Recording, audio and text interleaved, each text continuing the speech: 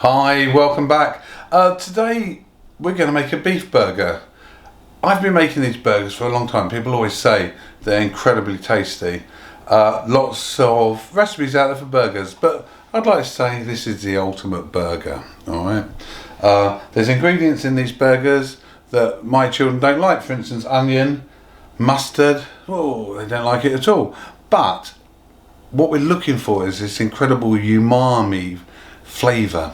Okay, so when we're making our burgers, it's important how we prepare the ingredients that go in there. Okay, so let's get started. So let's get started. So the first thing I'm going to start with, believe it or not, is making some breadcrumbs, because people often ask me how to make breadcrumbs as if it's some complete mystery.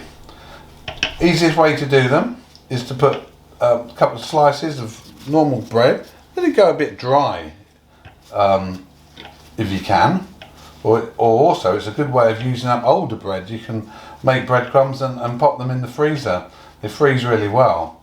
So we've just got a really nice little food processor here, and we're going to put that in there, switch it on.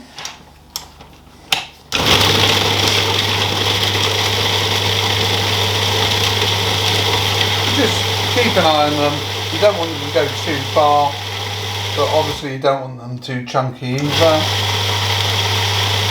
Lovely, so simple as that for our breadcrumbs. So you can see those breadcrumbs, they're really nice. So you can use those if you want to make your own fish, breaded fish or anything like that. You know, absolutely marvellous. So let's move on to the actual burger. So the ingredients we're going to use is onion, tomato ketchup.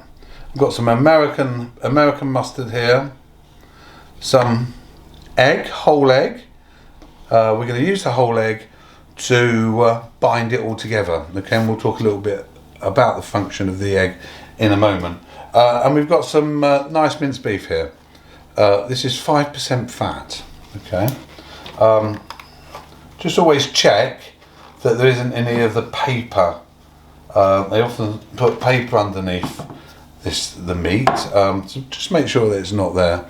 I once made the mistake of making some pork burgers and I actually left it in. But my excuse for that, I'd just really come out from having restaurants and been a professional chef, and I never really bought meat like that, you know. So that's my excuse, and I'm going to absolutely stick to it. I'm wearing gloves today. You don't have to wear gloves when you're preparing this, but just make sure that you wash your hands before you know, once you finish and you move on to anything else. But I'm just doing it because it saves me getting mess all over me.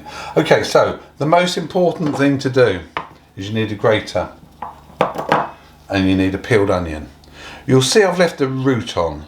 Now the root is the hairy part of the onion, okay? And it holds all the layers of the onion together. So whether you're slicing, grating or chopping, always leave the root on. And in another video, I'll demonstrate that better when we're chopping. You may say, why are you grating the onion? Well, structure is one of the important things when you're making a burger. Now you've probably all experienced having a go at making a burger, and as you're cooking it, it all falls apart. A couple of reasons for that. A, because often your onion is roughly chopped and all different sizes, and the burger can't possibly form a stable structure if that's the case, because it just breaks it all down. So we're going to put our onion into our burger meat. So that's grated, so you won't even know that it's in there. It's become a puree. Okay, beautiful. So we've got our onion in there. Let's put a couple of teaspoons of tomato ketchup, a teaspoon of the American mustard. Beautiful. Put that there out of the way.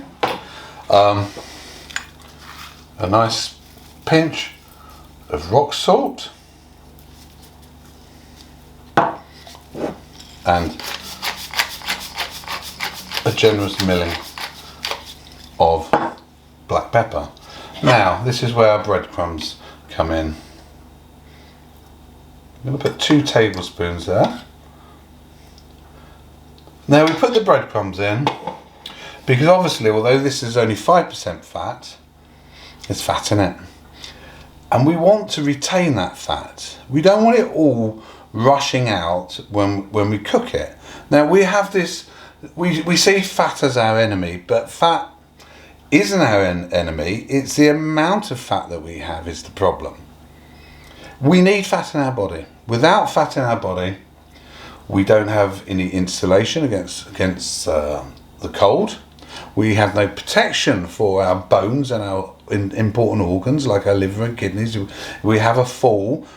The fat acts as a pattern, and of course it's an excellent source of energy, and it helps our bodies take up the fat soluble vitamins, okay, which are incredibly important to us.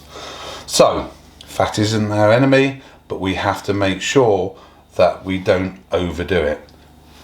Okay, so, and of course the fat in meat is saturated fat, and we should only have 20%. 20% should be the top amount of saturated fat in our daily amount of fat that we have.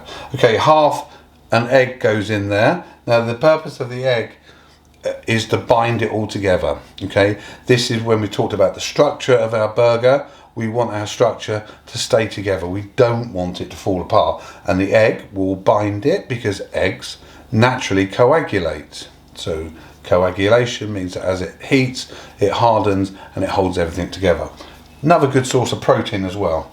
And we mustn't forget that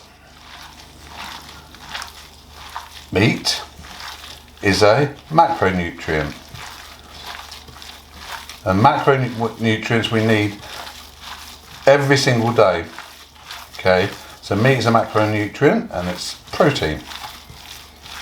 The other macronutrients are carbohydrates, so we've got a little carbohydrate in here as well, and fat, and we have a little fat in here. So this is giving us all our macronutrients that we need each day, and it also is giving us some of our vitamins and minerals that we need each day. And the mineral actually that we get from red meat is iron. Okay, and iron is very important in the maintenance of our body and our blood cells, and especially staving off things, most importantly, called anemia. Okay. Now you'll see that I'm working this mince, and that's another important part of getting the structure and the texture correct with your burgers. If you didn't do this, now if you're doing it at home and you're making twice this amount, let's just say, put it on your mixing machine, okay, just with the K beater on, and that'll bring it all together beautifully. And you'll see now that you can't see the ingredients in there, right? They're all hidden within the meat, and it's beautifully and smooth, and it's not taking a great deal of effort by me. Now the next thing we need to do is shape our burgers. Now you can either do it by eye, or you can put it on the scales, and you press them together like so. We're forcing them together as well, just like that. Now, this is an important thing. Make sure that you flatten your burgers out, because they will naturally tighten as you cook them. Okay, so they'll reduce in size. Just do one more for you. So, remember, grate your onion, add your breadcrumbs, add your egg to help bind it, salt and pepper to season it. Press them down, and you can see that it's got such a smooth texture now.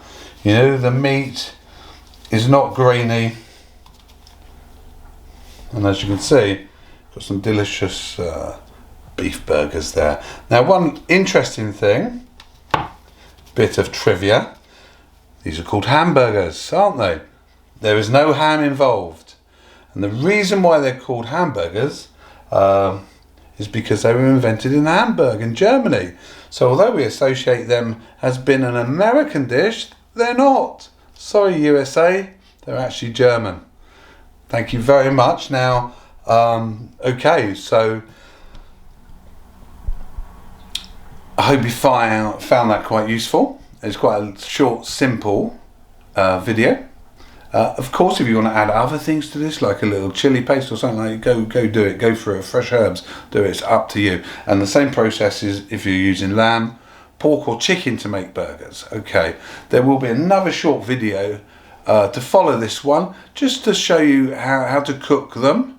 And I want to talk a little bit of science about how protein is affected by heat. Alright, well, I hope you liked it. If you do, press the button and see you in the next video.